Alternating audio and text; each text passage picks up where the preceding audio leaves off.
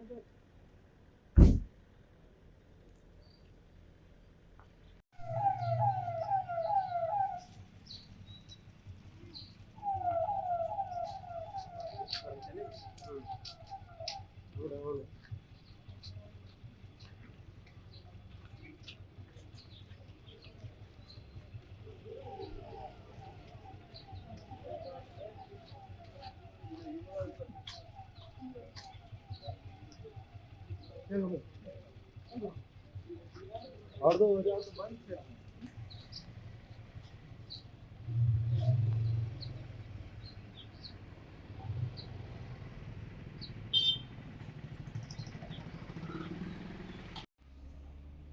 నమస్కారం.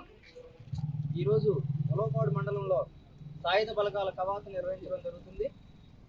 రానున్న ఎన్నికల నేపథ్యంలో ఉలవపాడు మండలంలో ఉన్నటువంటి ప్రజలందరూ కూడా శాంతియుత వాతావరణంలో వారి వారి ఓటు హక్కును వినియోగించుకోవాలని ప్రధానంగా ఈరోజు ఈ కవాతు నిర్వహించడం జరుగుతుంది.